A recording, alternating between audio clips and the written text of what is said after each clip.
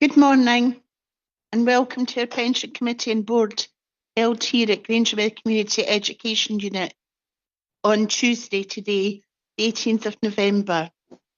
We've got members online and members in the room, and this meeting will be live streamed for members of the public and thereafter on the Falkirk Council YouTube channel to view in their own time. After agenda item 9, I'll have a short 10-minute break after asking members if we can exclude members of the public as per agenda item 10. Before we start formal business, I have some sad news. One of our board members, Sandy Harrower from UCAT Unite, has died. I'm sure we all wish our sincere condolences to his family, friends and colleagues. Sandy took his pension duties very seriously and was a significant asset in respect of pension fund business. We will miss him. Thank you. Formal business now commences. Do we have any apologies? We do, thank you, Convener. We've got apologies from Councillor Aitchison, from Rob Davies and from Linda Devine. Thank you. Agenda item 2, declarations of interest.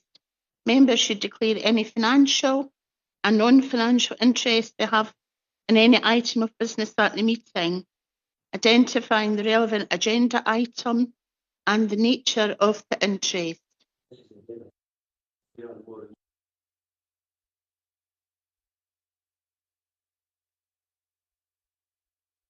Sorry, has nobody got any interest? No? We'll move on then to agenda item 3, which is the minute of the joint meeting of the Pension Committee and Board on the 25th of September. Sorry. Could just ask members that are participating online to make sure their microphones are mute until they speak. And we're getting some background interference on the call here. Thank you. I think Councillor Spears has got his light on as well. Yes, matters arising from the minute. Okay. I'm waiting, asking if there's any matters arising from the minute.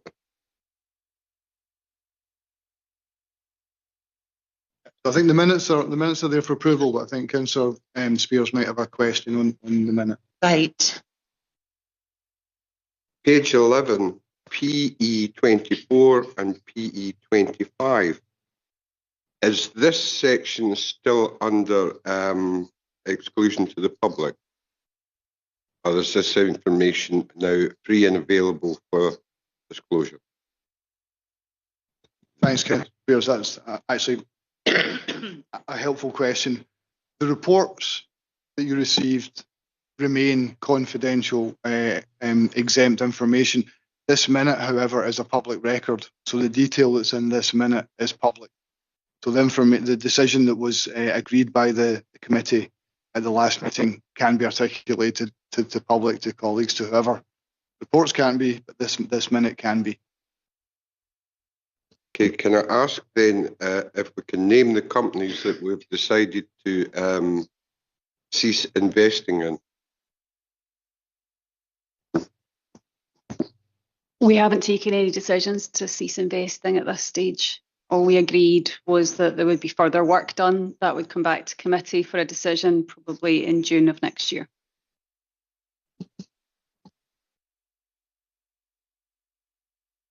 So no further questions on the minute? No. Don't see any hands up. So we'll move to agenda item 4, which is the rolling action log, which is on pages 14 and 15. Thank you, Convener. I'll address the item that's on there, which is the review of investment principles, specialist external advice. The action log notes the actions following the motion presented at the last meeting. Just to give an update on that, following the meeting, the officers have engaged with ISIO to define the work to be completed in stage 2. A draft has been reviewed and commented on, and a revised proposal has been returned. This should be finalised in the next week or so. equity managers have been aware that they've been contacted, will be contacted by ISIO, and LPFI are also aware. Whilst on the subject of GIF, you'll note there's no GIF paper for this quarter as it's not held till December. So on both items, this remains in progress and the expected reporting date is June 26. Thanks very much, Debbie. I appreciate that. Do you have a question? Yes.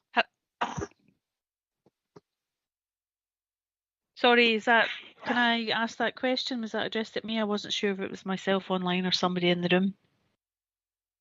I don't think so. Did you have your hand up, Angela, to ask a question? I do have my hand up. I've just got a question on that action, if I may. And just before the fund proceeds to spend some money on this, I was just wondering, in terms of whatever the outcome for the findings of this piece of work is done, how would that actually sit with the conditions of the pension scheme when we have an obligation to maximise returns? I just wonder if it's a bigger piece of work that would have to be done, which means more costs in terms of looking at the terms and conditions of the scheme, because it seems to me that they're maybe in conflict or contradictory, and it would be actually a bigger piece of work than this initial piece that would be required.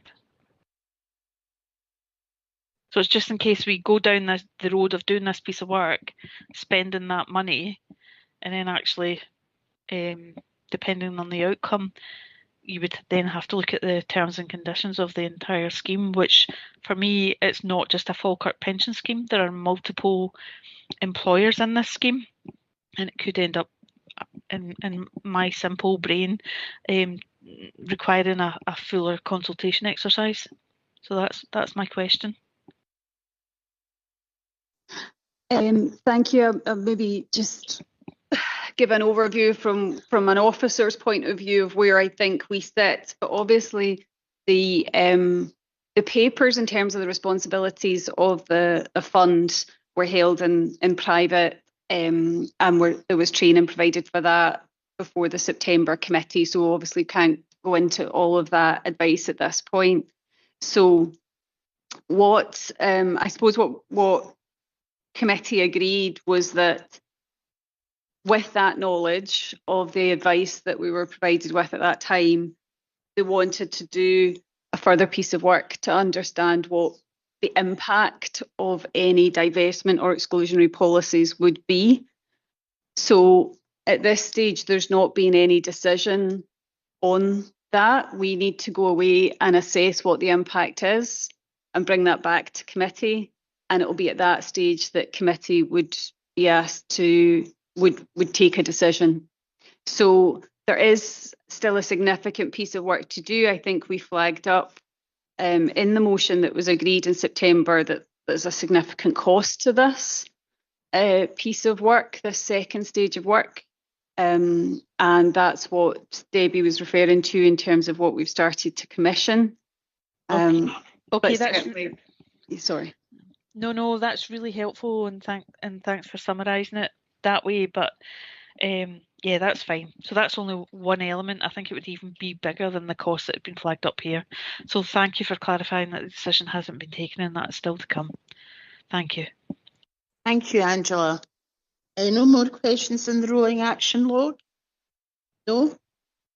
We'll move forward again to agenda item 5, which is compliance with the Pension Regulators Code of Practice. That will be taken jointly with Debbie and Catherine. Thank you. Firstly, I'd like to apologise for the report taking so long to be presented to you. That is entirely my fault. However, I can assure you that whilst it has taken longer than expected to bring this report to you, work has been ongoing since the introduction of the General Code of Practice to assess and improve compliance within the fund. That said, I acknowledge there are still areas we can improve on, and it is on these areas I will centre my explanations of the work done and what we plan for the future. I've got to say it has been a huge project for Debbie and I, because it has been the compliance, we've measured it across 14 central themes, with each theme carrying between 3 and 23 assessments. And you might think 3 doesn't sound very much, but actually they were very broad and required quite an in-depth review. The good news is that these assessments showed that the fund is largely compliant with the Code of Practice, with only one area of non-compliance. That area of non-compliance centred on the regulator's expectation for the role of the chair of the Pensions Board, which would have required a formal assessment of the chair in the execution of their duties to evidence that that expectation was met. We didn't feel that it would either be desirable or necessary to have that formal assessment. We are satisfied with the performance of our chairs of the board, and if we did feel that they were unfit to undertake those roles, we would be able to ask our member representatives and our employer representatives to select a new chair to represent them.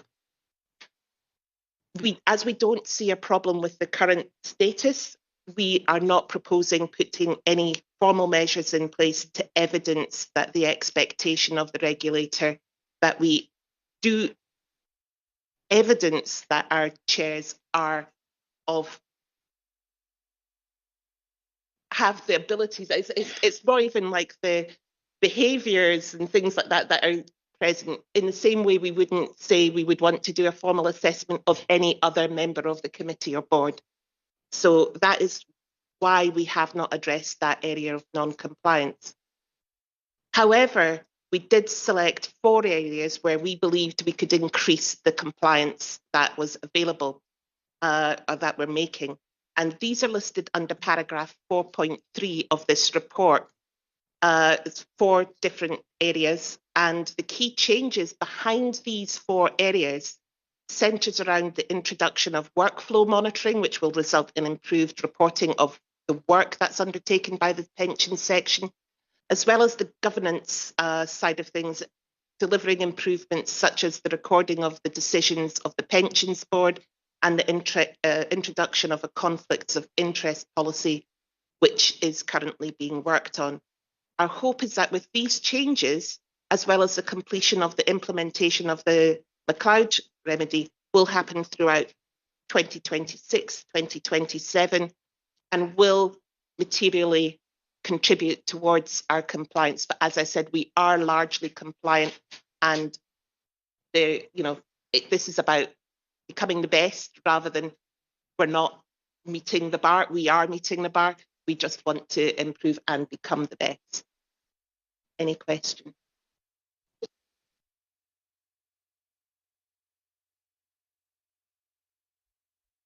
Hi, thanks for that. It's just for clarification.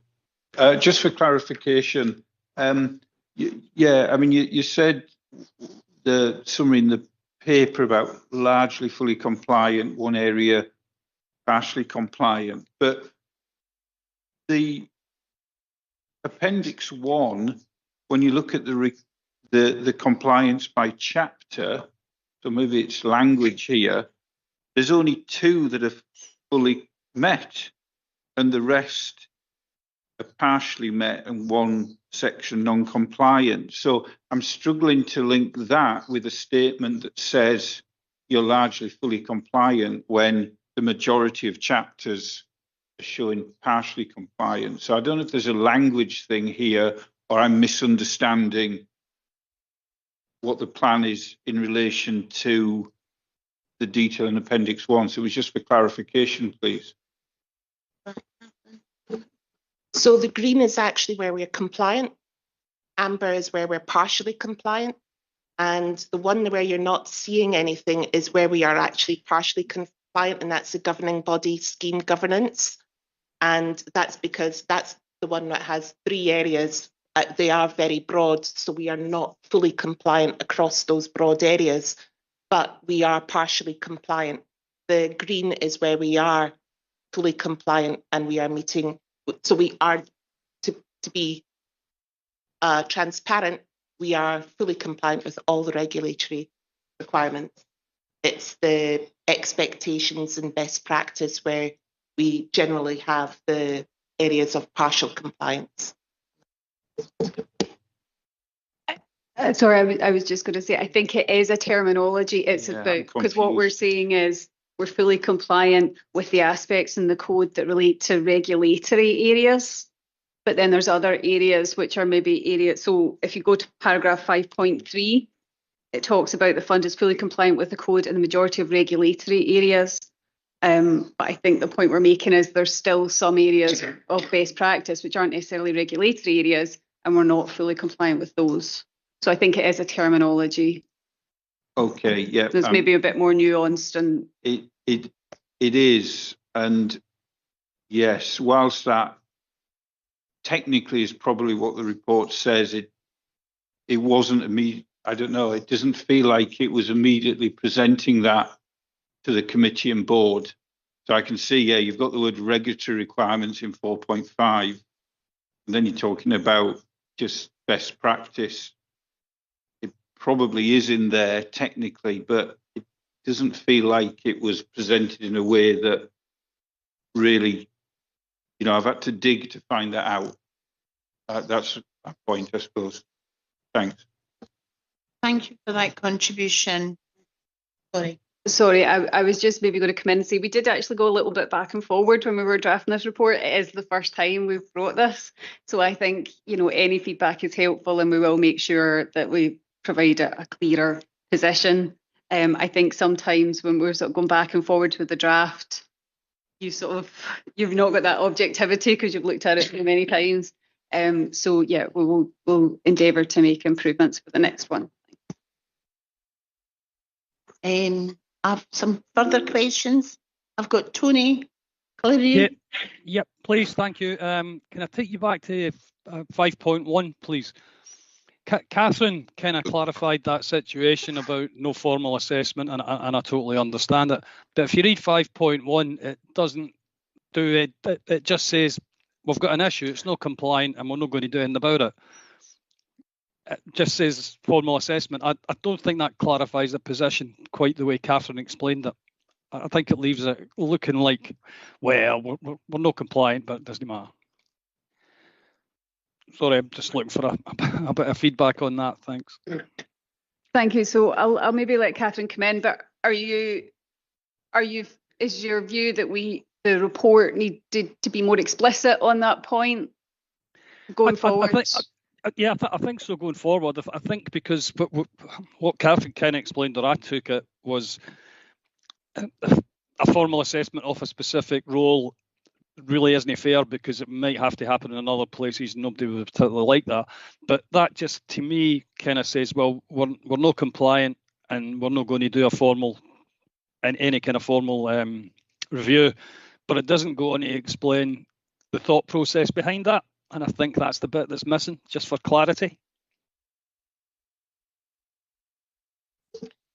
Point accepted. It was a summary of trying to keep the reports down to a manageable size. So it was summarised, and yes, we probably have lost on the nuance there. But yes, it is a case of we don't comply and we don't have an intention to comply on that expectation. It is an expectation rather than any, it's not a statutory requirement. It's a best practice expectation. It's not one that we think is relevant for our fund or that would be beneficial to introduce. I agree, and I think that's the picture you've painted, but I don't think the paragraph actually alludes to all of that. I think that's what's missing. Thanks, Tony. We understand your point there, actually. You've made that clear and we'll take that forward. Thank you. Also, we've got another question from Councillor Spears. Thank you. It's also regarding non-compliance. One, who made that decision? You broadly say we took the decision regarding the non-compliance. Who's we? Officers. Officers of Falkirk Council, or of the fund. Should this not have been brought back to this committee? Well, I think that's what we're doing with this report. I mean, you So can make a so decision, it you could- could change your mind and decide that you want to do something different with the chairs. I suppose Catherine set out the rationale to the committee.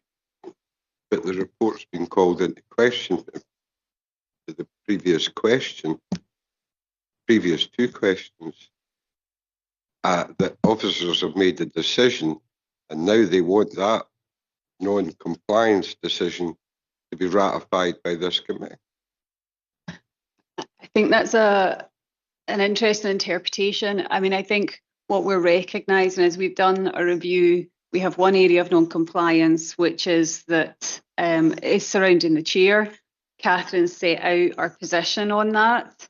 I think the view from Mr. Calleary was that he accepted and understood that position, but maybe it wasn't articulated well enough in the report, which we've said we'll take away and improve.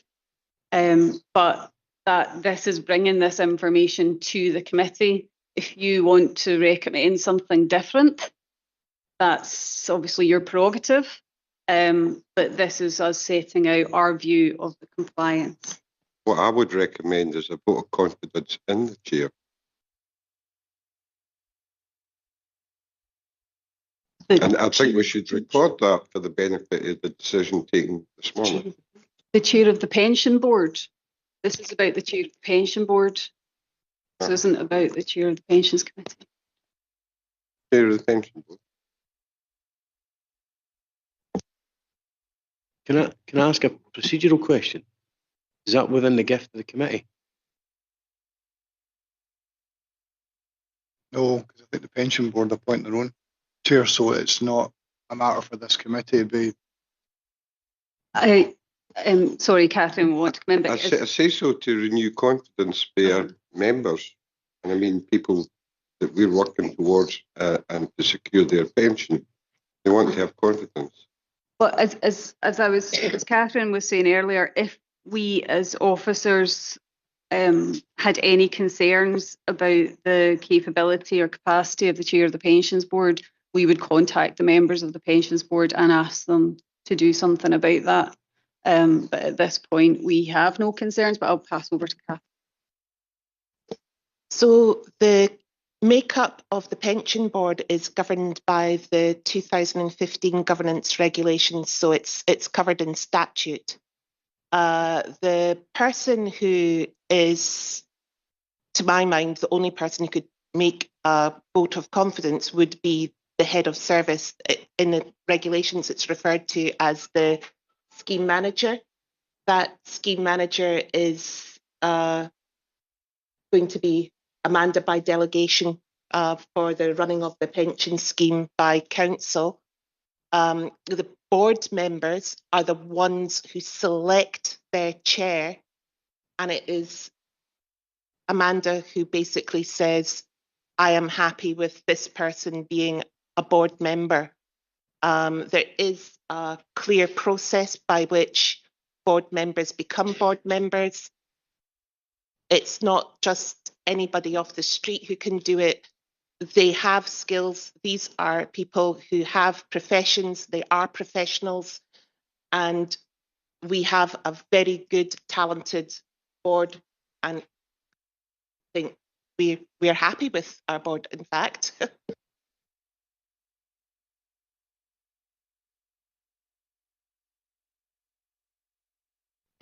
No more questions, no.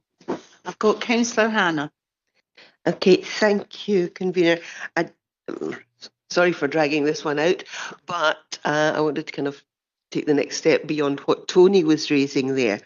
In the paragraph 5.1 says that the Code of Practice requires the chair to demonstrate certain behaviours, and all you've actually given us today is that there is an absence of any reason for concern, which doesn't in any way say that we have looked at the situation and we are satisfied that the chair does demonstrate the necessary behaviours and it is not necessary to follow through with, I think it just needs to be something, not necessarily changing the report now at this late stage, but giving the committee the assurance of what has been considered in coming to that position? I would repeat your words, but put them in a different order. The reason we are satisfied is because there is an absence of any behaviour that would lead us to believe they were not fit for the role. They clearly demonstrate that they meet the role. In fact, both the chair and the chair designate met with Debbie and I to go through the risk register, and as a result, we have a better risk register. They undertake their duties fully. They are both committed to their roles, and we have absolutely no concerns with either the chair or the chair designate, who rotate on an annual basis to take the position of chair of the board. So it is the absence of concerning behaviours that makes us happy that they are able to do it, because they are demonstrating that they are able to do this role on a continuous basis. Hope that helps. Yes, it does. I would simply turn it around and say what you're saying is that there is evidence of the positive behaviours, as opposed to that there's a lack of evidence. So that satisfies me. Thank you. Thank you, Councillor Hannah. I've got another question from Angela. Hi there. I was going to just, my understanding is that the chair of the board is rotated on a periodic basis, only from existing board members. So to have challenges or concerns or want to take a vote of confidence in those board members, I find quite confusing, if I'm entirely honest, because we wouldn't be on the board in the first place. The chair is rotated, and I think we're probably getting hung up on a procedural issue that really is for the officers of the organisation to take the decision on and bring back to the board for awareness. So I don't see anything that is causing concern, because the chair is rotated round for the board from existing board members. So I have no issue with this. Thank you. Thank you, Angela. I appreciate that point of view. I don't know at this stage, maybe does Tony want to come in here and say something? Saying you're the chair of the board, is there anything you'd like to say? Well, just to summarise, I mean, I think we're all singing for the same hymn sheet here. The board is the board. It's built around the way it was constituted under law, I suppose. And I don't really understand how the committee can call into question the board, because I thought the board's role was to have oversight and kind of question the committee on decisions should that be required. And I think the relationship's been working rather well since I've been involved in this, because I don't recall any questions coming back for the board to the committee that are kind of outside this discussion forum. And my point was, I just think that paragraph 5.1 was just left a little bit open, and I think Catherine's completely covered it with what she said, but I think that wee bit is just missing for 5.1, and I think that was my concern about this. So as far as I'm concerned, I think we've had the discussion, and I think the point's been clarified, and I've got nothing further to add to that. So thank you very much. Thank you, Tony. That was very insightful and very helpful, but thank you for that input. Is there no more questions on this? Councillor Sinclair. Convener, thank you.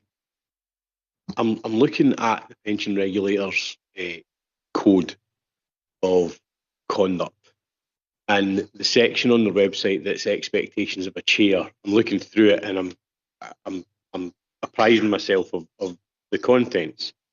I wonder how, if officers could perhaps explain how a formal assessment would take place of these, because it seems to be that the behaviours, I'm not sure what measurements would be taken other than a board meeting, which I mean, I've not been to a board meeting, but we're committee and board here. And in my opinion, as uneducated as it may be, whenever board members contribute to this committee and meeting, they all demonstrate the behaviours, in my view, that would be expected of them as members of the board. So I wonder how formal assessment can take place of these behaviours? The issue there would be having somebody who would come in as I can't think of the word, not an invigilator, but you know what I mean, somebody who would sit there and actually just assess you. Are they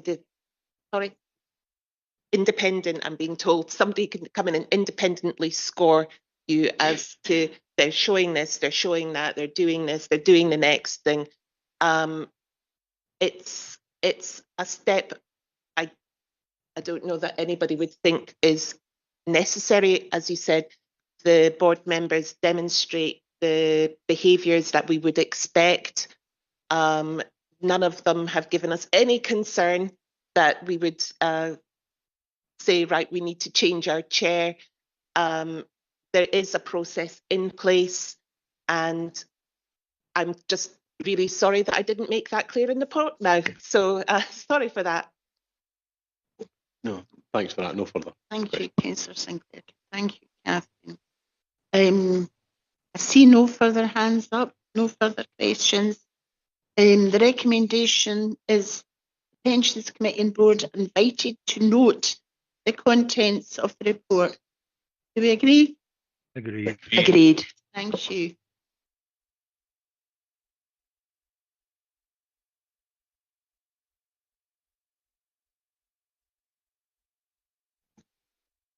Could you use your microphone, please? Sorry. Moving on to pension fund business.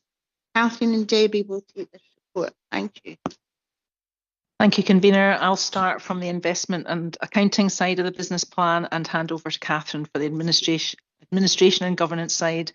As noted at the last meeting, various procurements are underway. Firstly, joint procurements with our collaborative partners, Lothian and Fife, which reduces the cost and resource spent on these exercises for all the funds. The custody tender has now closed and the evaluation process is underway. The voting and engagement tender is still open and will close later this week or early next week, with evaluation commencing thereafter. As noted at the last meeting, we will also be looking to procure specialist legal advice for investment and benefits over the next 6 months to fill any gaps. Just jumping to the new actuary and the onboarding following the receipt of appropriate cybersecurity information from Barnett Waddingham. The data impact assessment has been completed, and we've now provided Barnett Waddingham with the vast majority of information requested as part of the handover from Hymans. The last piece of the jigsaw is the fund cash flows, which are required in a slightly different format to what Hymans required, and this will be provided to them shortly. Barnett Waddingham will then look to rerun the numbers for the 2023 actuarial valuation using their actuarial report approach so that we can get some visibility of the likely impact of differences in approach.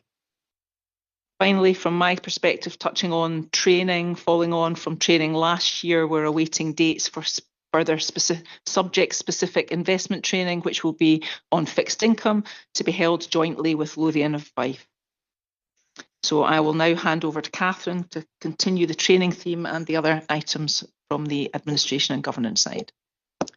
Thank you, Debbie. And picking up where you left off, just as you all know, it is now a requirement to report on that training undertaken throughout the year by each member of the committee and board. But unfortunately, due to a hiccup, I had problems with accessing the attendance of the investment training on the 19th of September.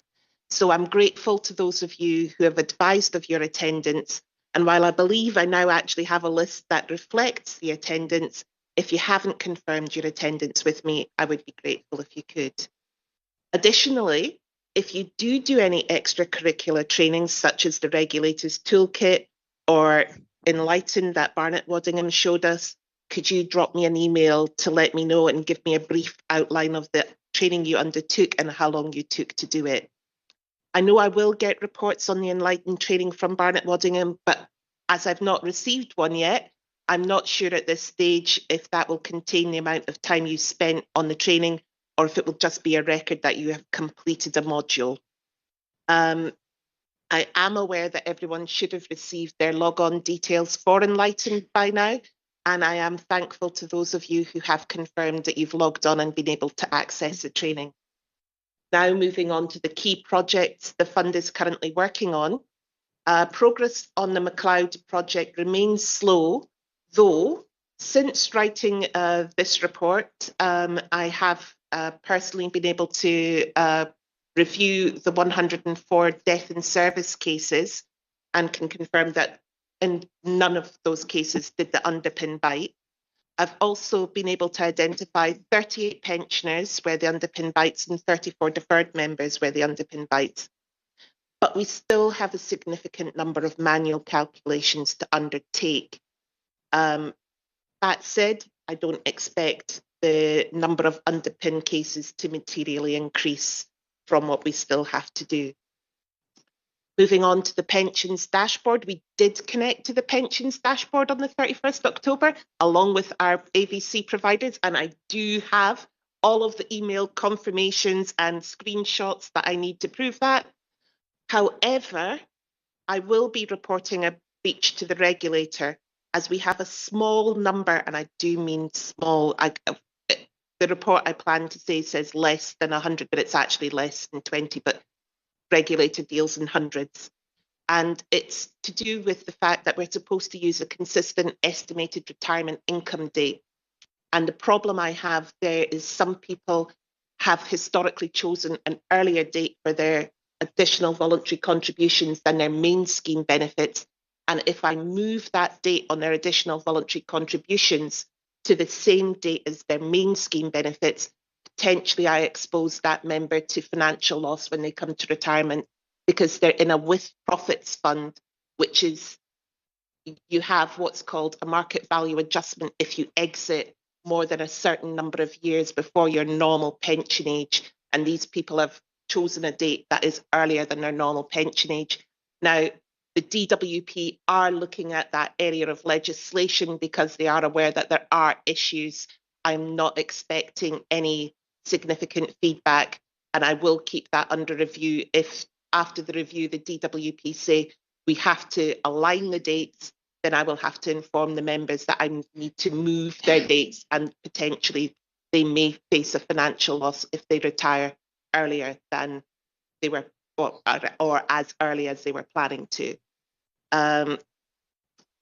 The final thing is the National Fraud Initiative. This is ongoing, and unfortunately, I don't have much progress to report to you on that, other than we have identified the cases where we could potentially have fraud. The reason I can't give you an update is because these are slow moving by their very nature. First step is we have to get a copy of the death certificate. Then we have to write out to the person who's notified the death and hope they engage with us. And if they don't, then we have to start trying and following that process through, finding where the money is, if there is any money, whether the state's been wound up or is yet to be wound up.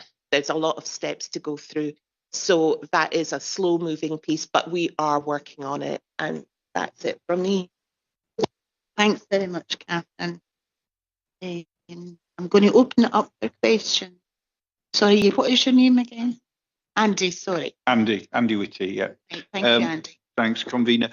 Just to ask, under the update on MacLeod 6.1, appreciate you recruiting to speed up the manual interventions. It was just to understand what the impact on members of that slow process, or not as fast as you were wanting.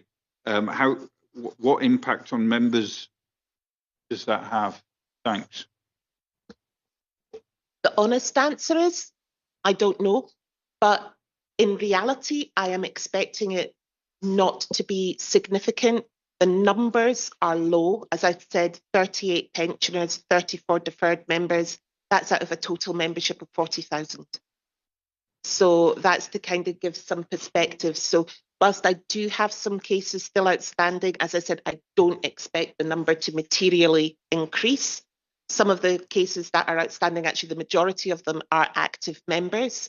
And for active members, whether an underpin bites or not is very subjective, because it might bite now, but will it bite when they leave? Probably not. So I don't expect that to have a material impact, but we have prioritised per the statutory guidance those who could have the biggest impact. And as I said, like the death in services, that is now complete. We did not have one that bit. Thank you, Catherine. Got another question from Councillor Hannah. Thank you, convener. Still on the MacLeod issue, I wonder if you could say a little more about what happens in terms of those members who may die while waiting, because I think that's clearly an issue of concern for members, what the impact is there. So the statutory guidance gives us an order with which to approach how we implement that remedy. And it was death in services, but they had to wait because although they were at the top of the list, we didn't actually get the guidance until actually not that long ago.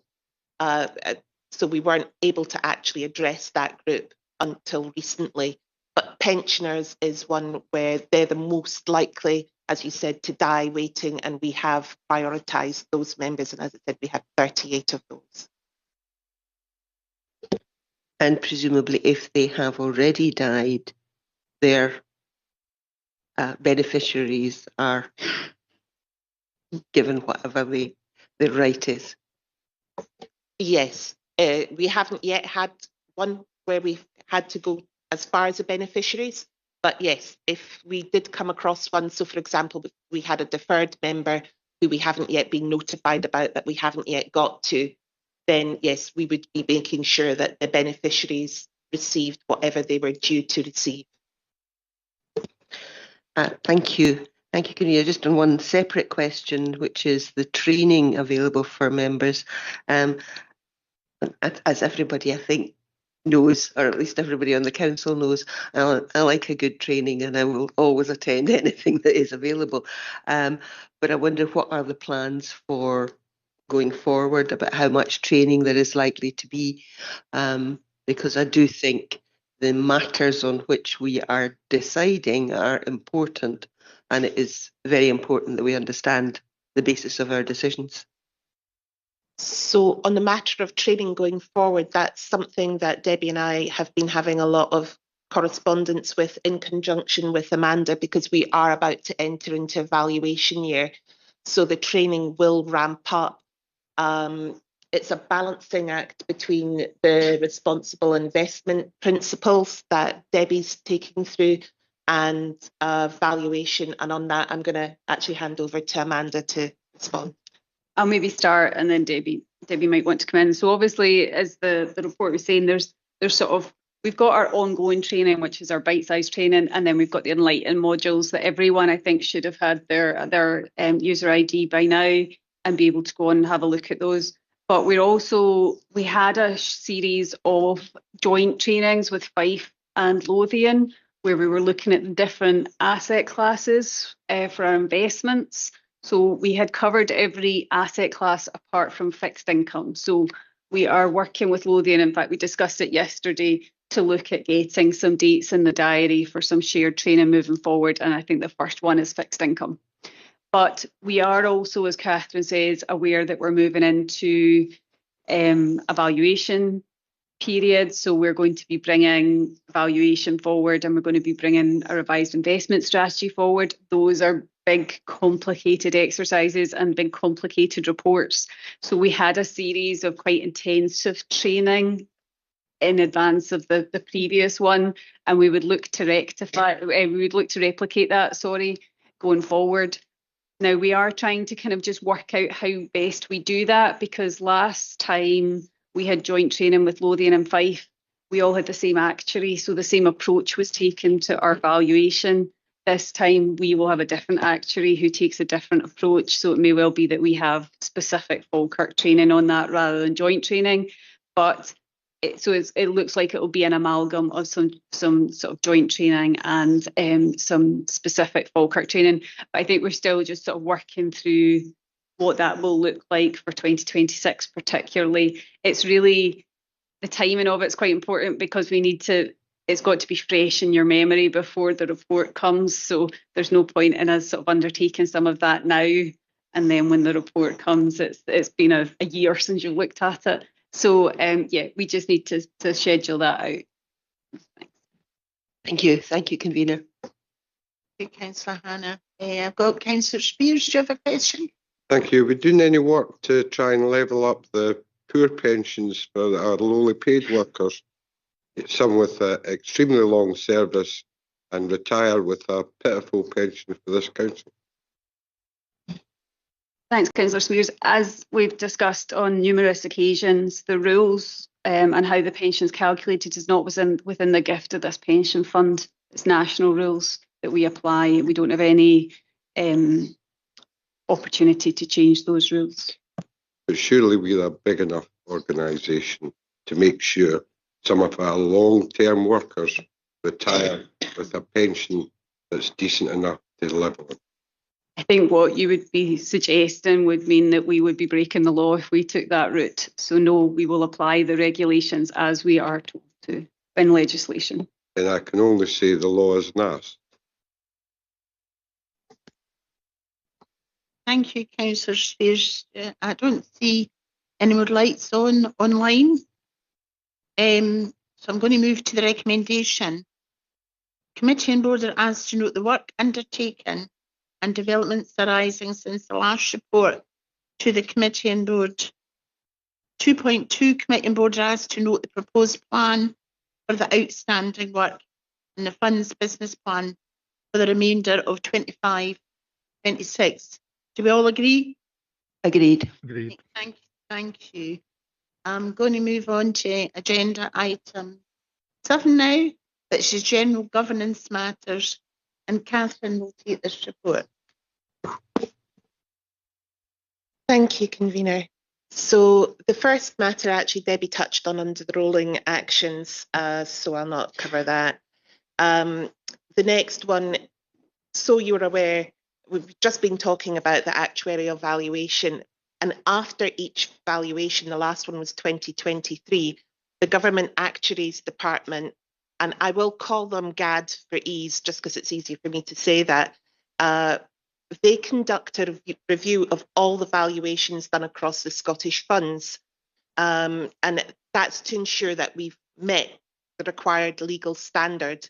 And the reason it's called a Section 13 report is because that's contained within Section 13 of the Public Service Pensions Act 2013. That report evaluates how well the fund performed against its statutory objectives, and I'm pleased to report that this fund received a clean sweep of green flags, so we've done our job. The report also noted the strong funding position of the Scottish funds and made recommendations to the scheme's responsible authority, who are the Scottish ministers, to consider how they can increase consistency or achieve greater consistency to allow for easier comparison between funds and better understanding of the risks that funds face.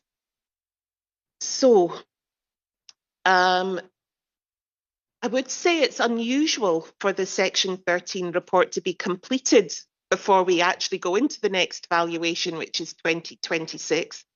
It's usually after we've started the next valuation that we get this report. So this is a welcome development. And it will, I think, help inform how this valuation is actually conducted and where we will be looking at, as Amanda said, our actually may have a different viewpoint from Hyman's. They might not, they might have the same. But I would expect us to be getting guidance from the responsible authority on how they want that conducted, which is, as I said, welcome, because usually it's after the fact rather than in advance. So I think we will have a much better valuation this time because the report has, that Section 13 report has come out nice and early. With regard to the professional development of the pensions team, I'm happy to report that we actually ended up with 4 members of the team signing up to complete their level 2 qualification, and they should receive their joining instructions next week. The development of the level 3 course for Scotland is, however, still under discussion. Not sure if we will be able to get that started sooner rather than later, but we're not giving up on trying to get it started as soon as possible. I've also touched on the long-awaited amendment regulations for the LGPS Scotland. I've got to say it was very lengthy. It covered a very broad range of topics. There were 20 questions. However, the material changes that are being proposed and which I think are of interest to the committee and board are the gender pension gap reporting, the opt-out reporting, and the removal of the time limit applying to the forfeiture of pension rights where an employee is convicted of a relevant offence and has a monetary obligation. Another piece of legislation that is progressing is the Pension Schemes Bill. This seeks to put in place the technical amendments to allow for an actuary to retrospectively certify changes to scheme design, such as that identified by the Virgin Media judgment. It's also intended to grant broad powers to the responsible authorities of the LGPS in the UK to direct the way in which LGPS funds operate their investments. Though there is no current plan to mandate the pooling that we see in England and Wales in Scotland, the possibility of structural change to the administration and investment arrangements within the LGPS Scotland is captured and addressed in the Funds Risk Register. The final thing to touch on is the annual data quality scores that we report to the pensions regulator, which I am happy to report remain consistently high and in the 90%. I'm happy to take any questions. Thank you, Catherine. Do we have any questions at all? Councillor Hannah, thank you. Thank you, convener, and thank you, Catherine, for this report. I wonder if you could say a little more about the gender pension gap reporting. Paragraph 6.1.1 refers to the gathering of information. I'm a wee bit more interested in what then is done about it. I like that point, Councillor Hannah, because that's exactly what we fed back in the consultation responses. It's all well and good to gather data, but what's going to happen with it? So what we have fed back is the proposal was that they gather lifetime pots, and we've kind of said we would prefer if we gathered a year-on-year accrual. And the reason for that is, for example, I haven't always been employed by Falkirk Council, so I have different pension pots for each of my previous employments, whereas other people will have been employed with the council their entire working lives. So to compare their pot with my pot, you're not going to get good information. Whereas if you look at a year-on-year accrual, combined with the fact that we have single status, so that should be taking out some of the gender bias, we get to see a proper picture that will look at how people actually work part-time versus full-time, how that's replicated across the genders. So we've proposed a year-on-year. What we've also proposed back to Scottish ministers is that, like the Section 13 report, where the Government Actuaries Department has to say, have the funds met their statutory obligations, if we're doing the gender pension reporting, then what we would like to see is how is that information being used? How is that information being used to address the gaps? Have we got a plan on how we're going to use that information to improve the gap and hopefully, as near as we can, bring that down to parity? So hopefully that answers your question, but happy to build. I was maybe just going to add, Councillor Hannah, that I know we had talked about this before and about just even just people maybe understanding and having the information when they're making certain decisions. So, for example, a lot of us following maternity went on to a part-time role for childcare purposes, and then obviously that affects, that's got a significant effect on your pension going forward. So it's about maybe ensuring that people understand that impact when they make the decision, so that they're fully informed. And they might still have to make the decision, but I suppose there's something about the sort of quality of information that people have at that time as well that we've discussed. And as Catherine's reminded me, that the software that we've talked about, Engage, would help with that as well. I'm just curious about, because you're talking here about the gender pension gap, but a large part of the gender pension gap is because of the gender pay gap. Well, never mind single status, or is it possible to separate the two? What we've discovered is that, yes, there is a gender pay gap, but that isn't in itself informing the gender pensions gap. The gender pensions gap is a combination of both the pay gap and, as Amanda pointed out, the difference in caring responsibilities. Women still take on the majority of caring responsibilities and take the pension hit with that.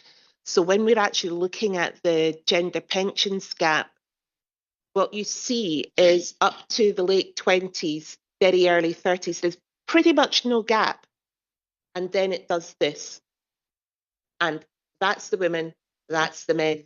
And it gets bigger. And it's to do with the fact that this is when nowadays women are starting their families and they're starting to look after children. And then in later life, they're looking after older members or their grandchildren. And that it's more the way people work that is actually impacting. And as Amanda said, that a lot of that is to do with education. And one of the things that we liked about the new member self-service portal is that it does give you that ability to retirement plan. What income am I looking for in my retirement? What have I got? And how can I make the two meet? Thank you very much. Thank you, convener. Thank you, Councillor Hannah. Do we have any further questions? Councillor Spears. So this is in reply to Councillor Hannah's question. So women and our lowly paid members are suffering because of historical reasons, and by the law, as it was explained to me, that we can't increase their pension to give them a decent old age. Does that make a mockery of our pension? No. Well, no's not a very definitive answer. And at the end of the day, a pension is to try and look after people in old age. That was always my belief. Tell me if I'm wrong. Thank you, Councillor Spears. I do have a wee question as well, actually, about the gender pay gap. I mean, for me, maybe and the rest of the committee here on the board, it might be useful maybe in future if I have any illustrations to see, because we've already got some data there, already when people retire, obviously generic, broadly, rather than personal information, just to see that the difference quite clearly.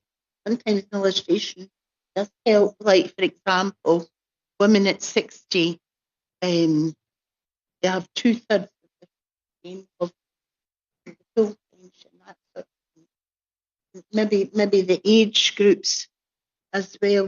That could be defined as well. Then it sort of goes up. That's helpful at all. Yes, no, I definitely can do a training session on the gender pensions gap if members of the committee and board would like.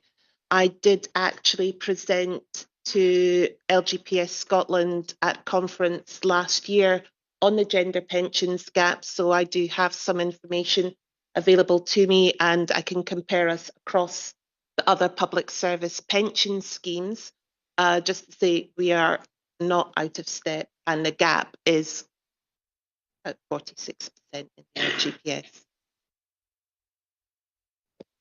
Thanks for that information, Cashin. That was insightful.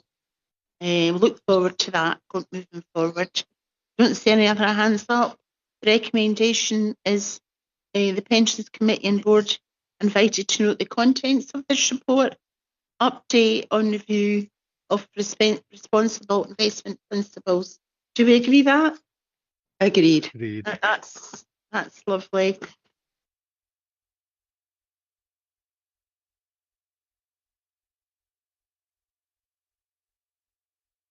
Moving on to agenda item 8, which is the investment review. Do we have Albert online? Albert Chen, I believe, is taking this.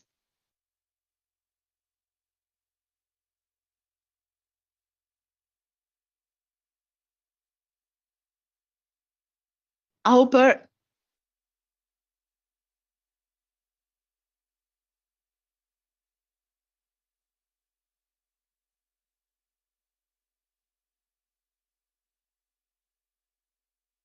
I don't see Albert. I don't hear Albert. Maybe what we'll do. Good morning. Sorry, bear with me. I'll confirm Albert shortly. I'll get back to you. Give me 30 seconds. We could maybe come back to this one and move on to agenda item 9.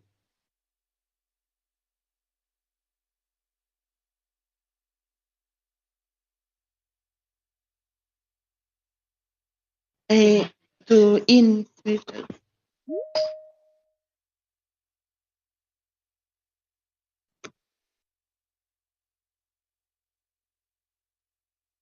Right. So it's Albert Yeah, there. good morning. Good No, morning, thank you. all. I've been waiting this entire time. My sincere apologies. Literally just as you finished up that last item, my connection disconnected. So I'm very, very sorry, but I'm back on now. Apologies. Accepted. It's up to you now. You're ready. The investment review. Okay, thanks very much. Thanks very much, everyone. Good morning, everyone. So the quarterly review for Q3 2025. Just firstly, going to markets. Q3 was a very, very strong quarter for equities, with global equities rising by almost 10%.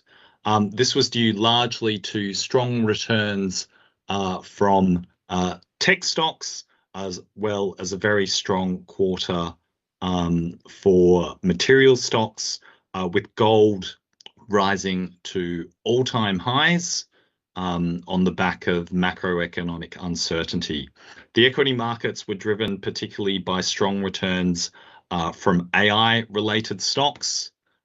These stocks were performing very strongly, as they have done all year, and contributed to very strong returns. I'm just locating the supplementary paper, so excuse me one moment while I bring that up. Sorry, that's just been lost.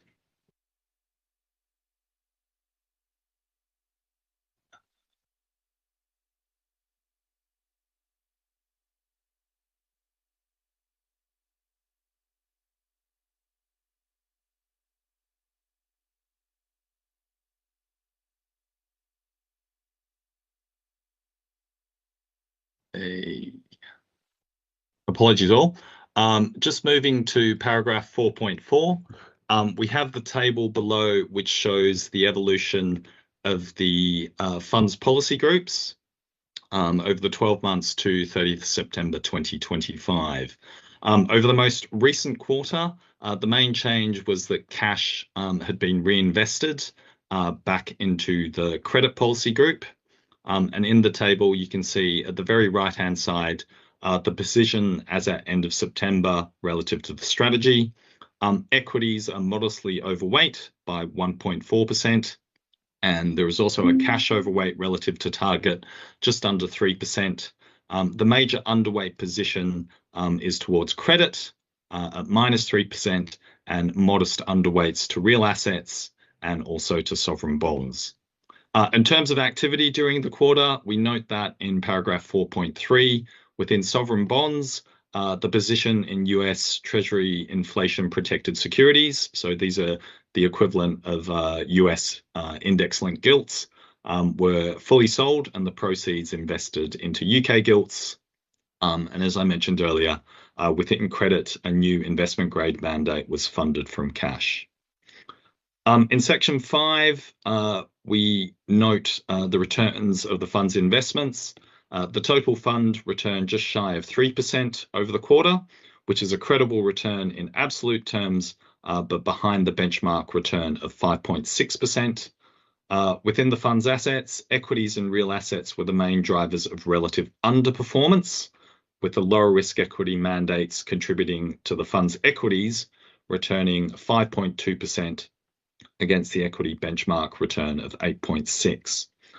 It's important to note, as we have done at paragraph 5.4, the fund benchmark is aligned to a long-term, not quarterly objective. So in the short term, there can be deviations from benchmark, but over the long term is when we typically look to assess the fund performance. At paragraph 5.5, we note the long-term returns since September 2001 are 7.5%, ahead of the benchmark return of 6.6%. Over the 5-year period, the fund has returned 8.6% against the benchmark return of 3.7%. At paragraph 5.6, we continue to note the risk adjusted or provide some measure of risk for the fund's returns. And Northern Trust reports that over 5 years, the fund has performed with a standard deviation. So this is a measure of the volatility of the fund's returns. So the standard deviation over 5 years is 6.7% against the benchmark standard deviation of 10.3%.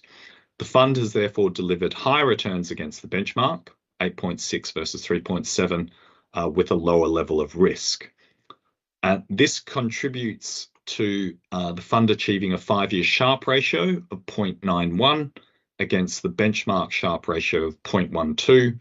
And just a reminder again that the Sharpe ratio is a generally accepted investment return measure of the level of return achieved per risk-free rate unit of risk.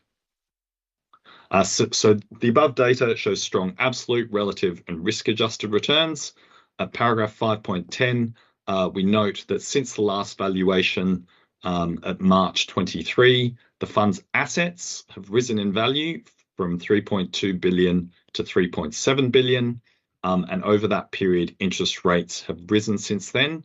So our broad brush estimate is that the funding level will have improved. However, we do note that the new actuary, Barnett Waddingham, is carrying out a reassessment of the valuation under their new assumptions, which will result in a different nominal figure than what was reported previously.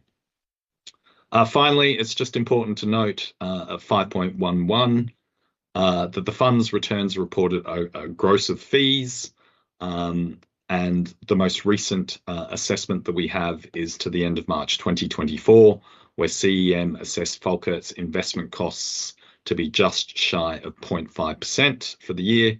Over the 5-year period to 31st of March 2024, the average is 0.6%. And so just to conclude, over the short term, the fund has returned 2.8% over the quarter, and over 5 years, the fund's return of 8.6% is well ahead of the benchmark return of 3.7%. So apologies again for the slightly delayed start, and happy to take any questions or comments you may have. Thank you, Albert, for that. I'm going to open it up for questions. I see we've got Councillor Hannah in the room. Thank you, Convener. Thank you for this report.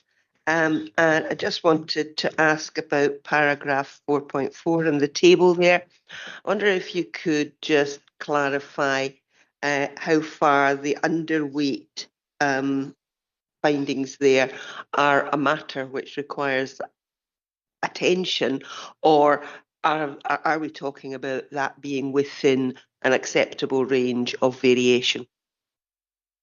That's a great one to point out. So very quickly, no, there are no concerns regarding those positions and relative overweights or underweights. It is right that you should note those, and it is worth understanding how those positions have come about. So if I can talk to those just in turn.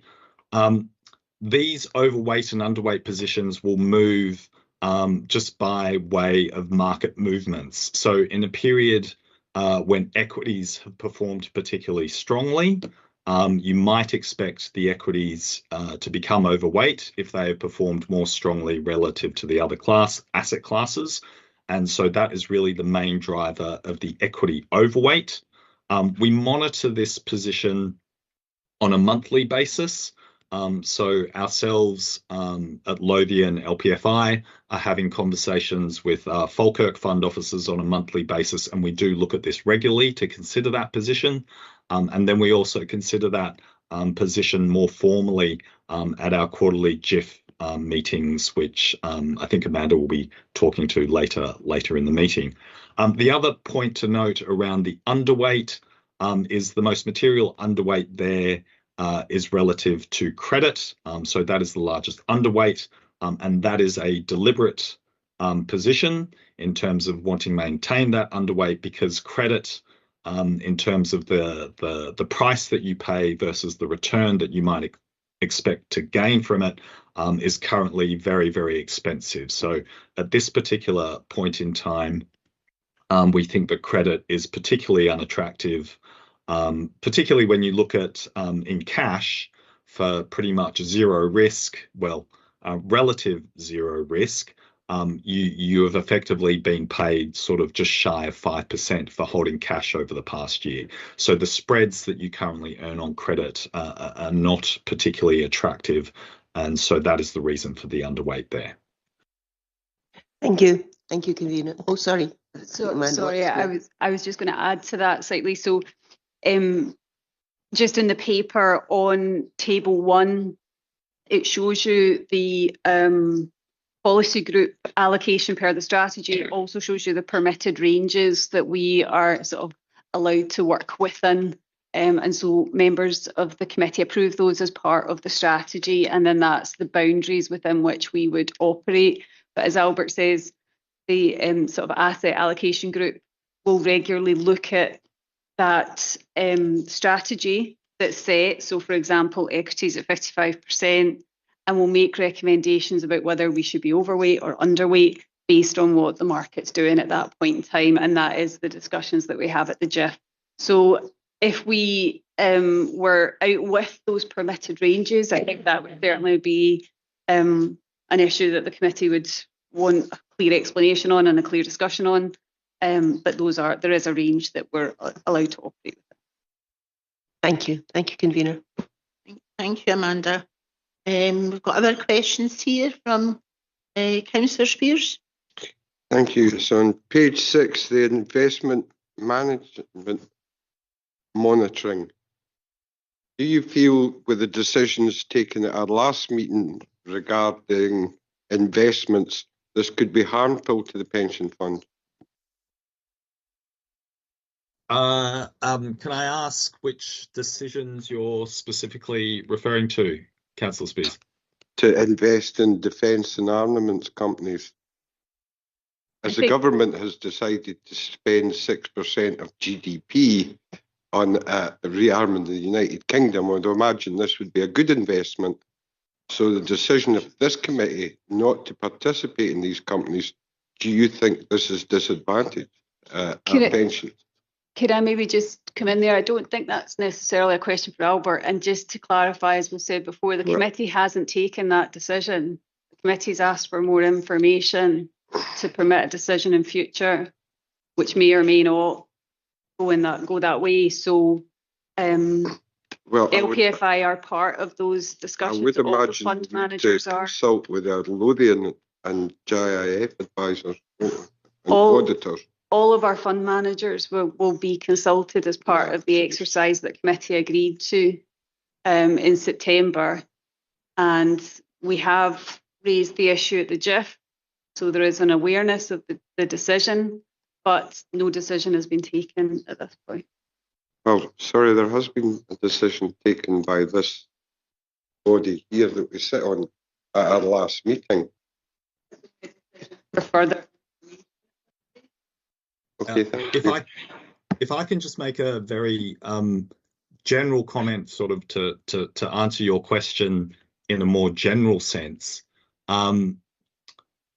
Effectively, if you choose to exclude a particular sector, or so this is not talking about defence in particular, but any sort of sector that you exclude from your menu of investments, the implication is that what you will miss out on is the future return and risk of those investments.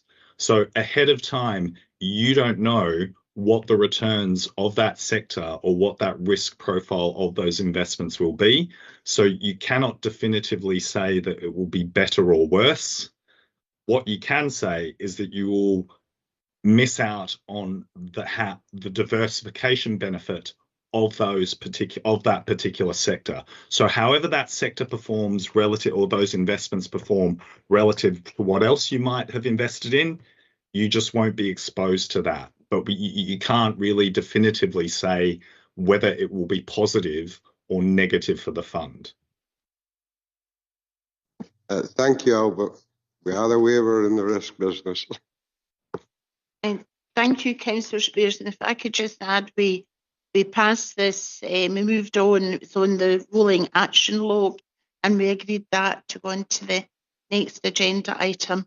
It certainly will be coming back in full, and it's expected the reporting date is in June next year, and then we can have full discussion and debate over that. Chairman, I look forward to that. And you can Thank be you. assured that I will take part in that. No, sure you will. Thank you.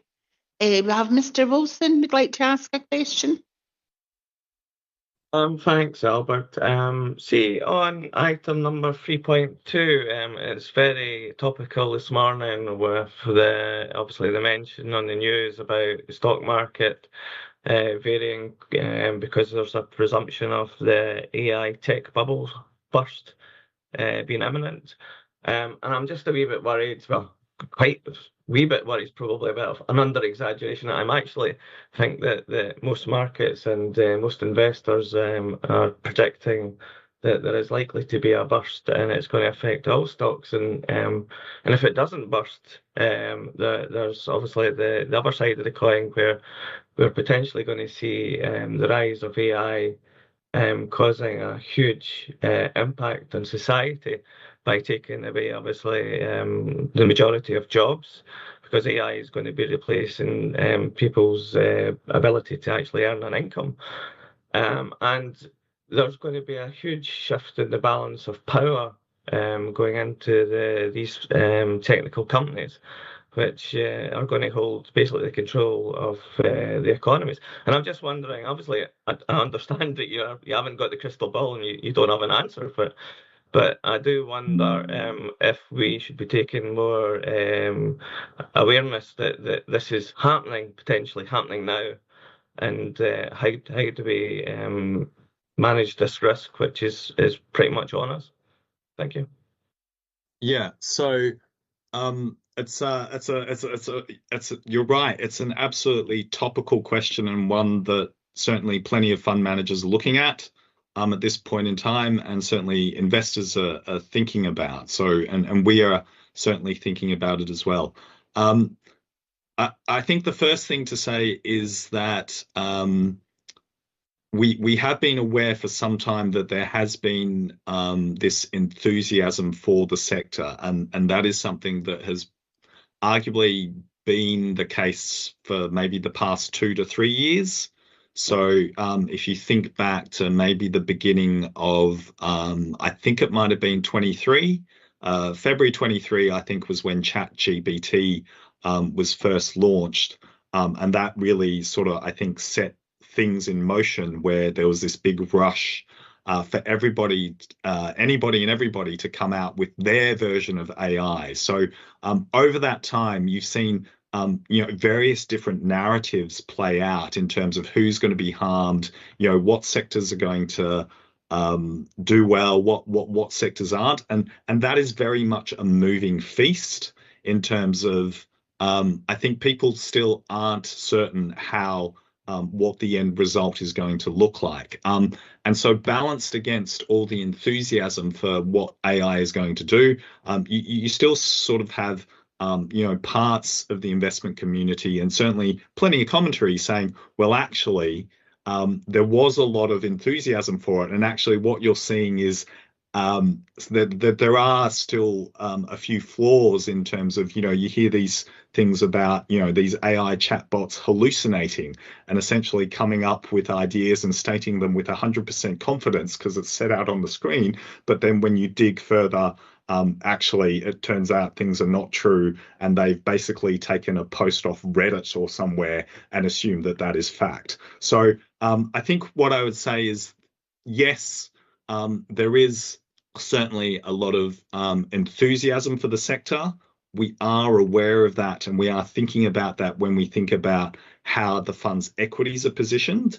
And so to bring it back to how the Falkirk Fund portfolios are positioned, you have a very, very diversified set of both mandates and different managers that invest very differently to how the index is constructed. So essentially what you've seen in terms of the returns from equities over the past year or two, it has predominantly been driven by the large tech stocks. Now, the fund does have some exposure to it, but it isn't overweighted to it. So you have your fundamental and your passive mandates, but you also have active managers. So I would say in terms of how Falkirk's equities are positioned, we're very comfortable with the different mandates that you have exposure to and the risks that you're exposed to. So we are, without predicting what's going to happen, what we can see is that, particularly with the quarter just gone where AI did very, very well, the fund's equities returned, I think the number was sort of 4 to 5% against an equity return of 8 to 9%. Now, if you extrapolate 8 to 9% over a year, that is a return of like 40%, 35 to 40%. And that is a completely ludicrous return to expect from equities to continue. So in this environment, the fund's equities have lagged, but given the exposure to lower risk equities within the equity policy group, if markets were to sell off, we would expect that Falkirk's equities would do better if markets severely correct. I hope that's helpful. Thank you. I have another question from Nicola, please. Hi. Hi, Albert. My question, I think you might have touched on this, but I was wondering if you could explain it again. My question refers to the table 4.4. Can you explain why the cash was reinvested when cash was within its permitted range between 0 and 15%, and it was reinvested into credit? Now, you mentioned cash was zero risk. So why were you investing into credit, which is obviously a higher risk? And it also mentions the investment grade mandate. What is that? Is that something that we can see or read? I'm just wondering if you can explain that further. Yeah, sure. So in terms of the cash being invested back into credit, so what originally happened was a couple of quarters ago, the decision was taken at an implementation level to exit from an existing manager. So the existing Baillie Gifford mandate was exited, and so cash came out of credit. So the credit policy group was reduced. and then it moved into cash. And so it was always the intention that the cash would be reinvested into credit. So when I said that credit isn't as attractive, it isn't that we are necessarily saying you should have a zero allocation to it. It's more that the position relative to its target is below its target. Okay, so that doesn't mean, and the other thing to mention in terms of the ranges, the ranges are effectively showing you the extremes of what the policy group can move to. Within those ranges, we will make recommendations and the funds officers will implement and make changes to the policy group allocations based on advice. So it isn't necessarily the case that even though we think credit is unattractive, depending on what happens to the overall policy group mix, we may periodically add to it or disinvest money from it. And probably the final point to make is that I was probably incorrect to say that cash is zero risk. It's more the point I suppose I was making is that you don't have any credit risk other than holding it in a bank or holding it with Northern Trust. So there isn't as much risk in holding cash from a credit perspective relative to putting the money in credit. So it would be incorrect to say that cash is zero risk. Probably the more accurate way of saying it is the cash is lower risk relative to credit. Thanks, Albert. I think that your point about you've taken it out of credit and moved it to cash, and then you've moved the cash back out and put it back into credit due to something that has happened for periods before this, might have been helpful to have written that in the reasoning, because obviously in my head I couldn't understand why you would move that 2.9% and reinvest it in something that was underperforming. Yeah, no, it's a good point. We'll try and pick that up for future commentary when we're talking about policy group changes. Thank you. I suppose I was maybe just going to add that I think, so the reference that Albert was making to reducing the Baillie Gifford, that would have been reported, but that would have been done some time ago, a couple of committees ago. And then my recollection is that what we put back into credit was significantly less than what we had taken out of the Baillie Gifford credit mandate. So, and I suppose maybe when we're talking about that underweight, overweight, it's maybe just to reflect that it actually takes some time to move between the different policy groups in many cases, unless we want to, for example, use cash to invest in something that already exists, so a mandate we already have and we want to try and increase that, that's maybe a bit easier. But in the case of the credit one, for example, it takes some time, months to go through sort of finding the person to the fund to invest in, setting that up, getting all the paperwork and all the legal things done, and then being able to transfer that money. So there can be a time lag between changing from one manager to another, for example. And so I think these reports are sort of giving you the updates just on what's happened in the last quarter. But as I say, that disinvestment from that previous manager will have been reported a couple of quarters ago. And I think the September committee probably reported setting up the credit mandate as well. I think it's just challenging because, as I say, these things take quite a lot of time to get through, and they're quite labour intensive when we're trying to move from between mandates or between policy groups. Thank you, Amanda. Do I see any further hands? No. Actually, I have a question myself, Albert. It's regarding 5.10. Pleased to hear that the fund's asset have increased and there was a valuation done to 30 September 25, and you assume that interest rates have risen and we estimate there's a youth funding there. However, underneath that contradicts it a wee bit.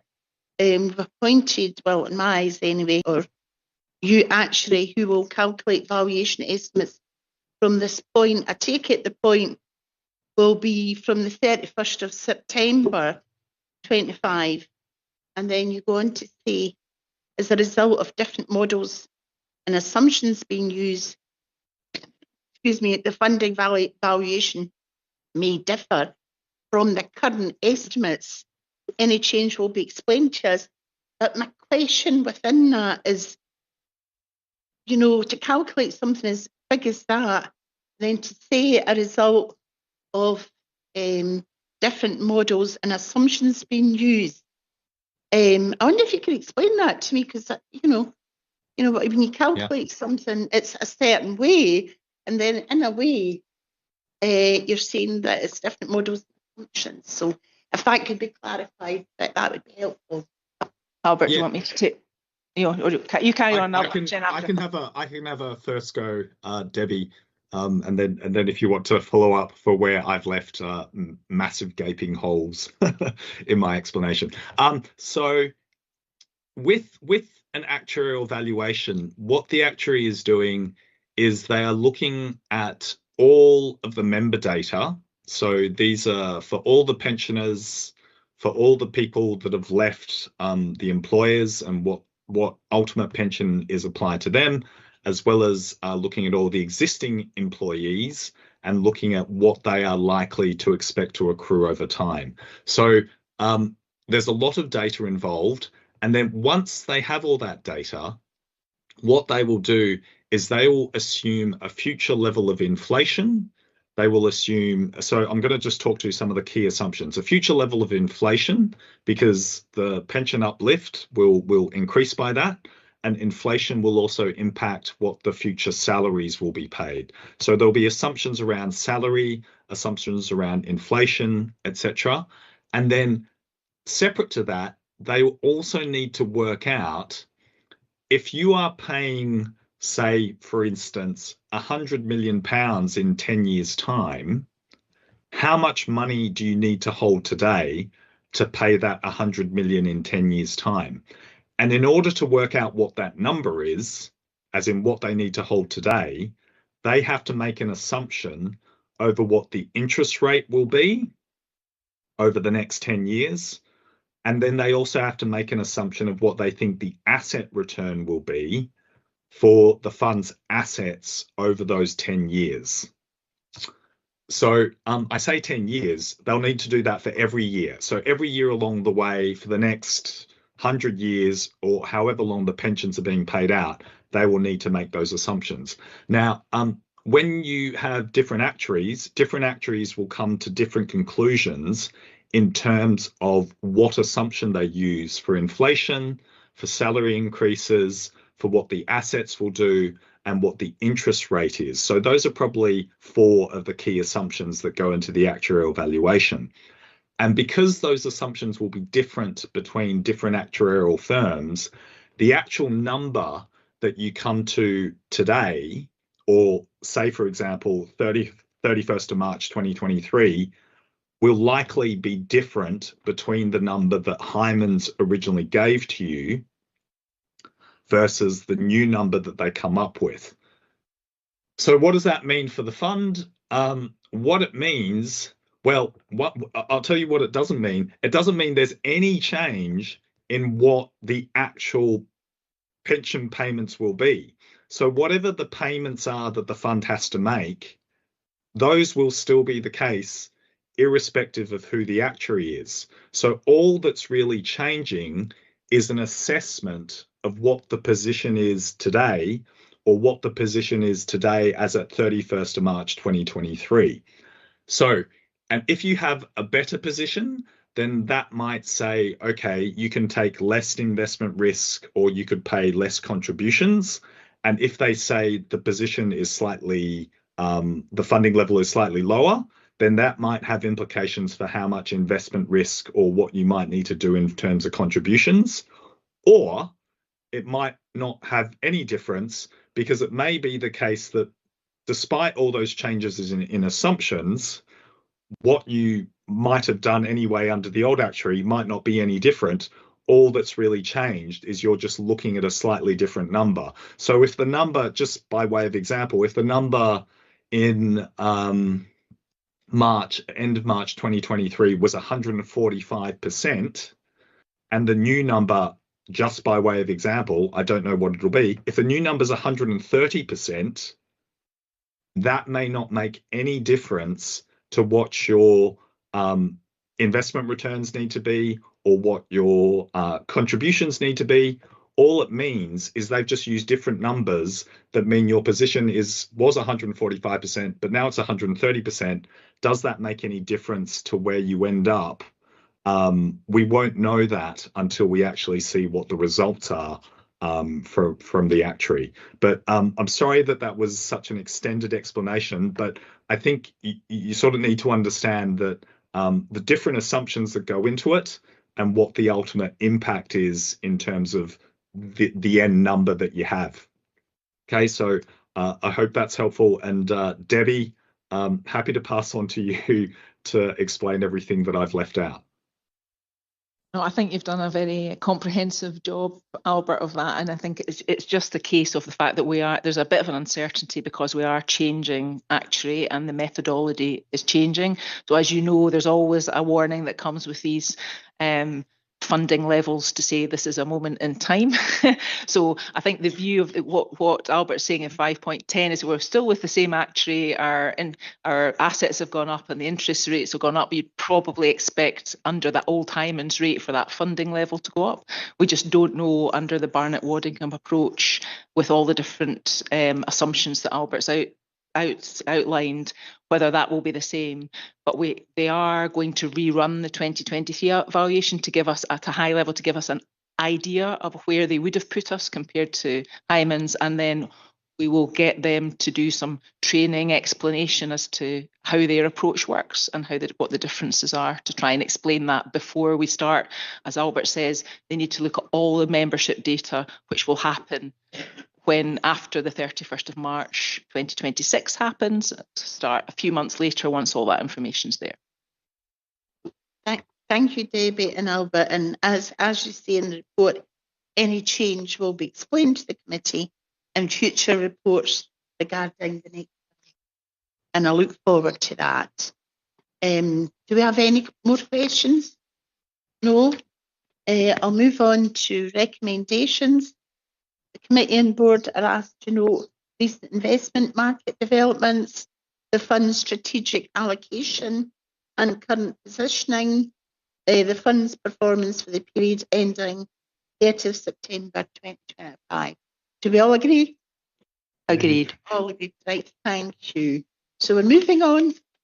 Again, it's rather cold in here. Did we get heaters? We have a heater at the back. The heaters just now, I think, are blowing out cold air. There's a timer, so which isn't controlled by this building, so it's controlled by the other building. So I can put the fans on, but it's going to be blowing colder air than it would be. So I don't think so. We can't. It's controlled by the sports centre.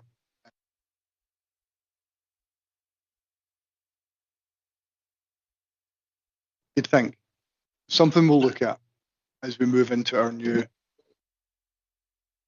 Yeah, it's something we'll look at.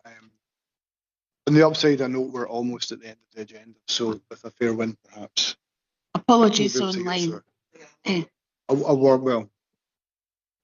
Just speaking about a matter there about heating, but we will move on now to agenda item 9, engagement and voting activity, and Debbie will take that. Thank you. Thank you, convener. I'll take a quick sprint through that to warm us up. This paper is the standard quarterly report that looks at the voting and engagement activity provided by Hermes EOS for Q3 of 2025. As noted in the paper, a list of background papers and a highlights report is updated to the SharePoint portal. and the highlights report should be considered confidential. I just wanted to highlight, I know we probably mention this each time, but please remember to look at these papers as they provide a background as to what Hermes EOS is doing on our behalf. So we can't summarise all the detail of what they're doing, but it's of interest if you look in the SharePoint portal, that gives you a detail. I think the last couple of quarters information is there if you're interested to seeing what they're campaigning on our behalf and voting for as well. Section 4 of the paper sets out the Hermes EOS approach to the responsible investment through engagement, and this is the approach that the fund has adopted. Section 5 highlights that Hermes EOS engaged with 77 companies on 246 issues and objectives, and again those details are on the portal as to what exactly those are. In addition, paragraph 5.2 notes that engagement reports from we also get engagement reports from the Local Authority Pension Fund Forum, and ESG reports from Schroders and Legal in General are also in the SharePoint portal. As I said, there's lots of information in there, so please feel free to have a look. The outlined voting position is set out in section 6, and there are no significant issues to draw to the committee and board attention, but happy to take any questions if anybody's got any. Councillor Spears? Will we get a copy of the voting intentions by Hermes regarding this matter? Sorry, Councillor Spears, I didn't quite hear the very first part of that. Will you get? Very wary of these dirty talks. As COVID's going about. Will we get a copy of the voting intentions by Hermes for regarding this document? So the voting records are on there as to how they voted, and we do get advance notification of what they voted on our behalf, so that we can monitor. The officers do, but obviously that is voluminous, so we just provide the summary of what has actually been voted on. But they would highlight anything that was particularly contentious if it wanted us. Will that be forwarded on to us? The voting record is included in the SharePoint portal that everybody has access to. Thank you. No problem. Any more questions? I don't see any hands up.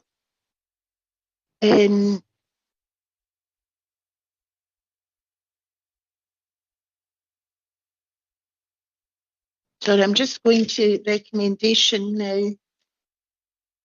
And it's recommendation is the Pensions Committee and Pension Board are invited to note and comment on contents of this report and the reports provided by Hermes EOS. Do we agree? Agreed. Agreed, thank you.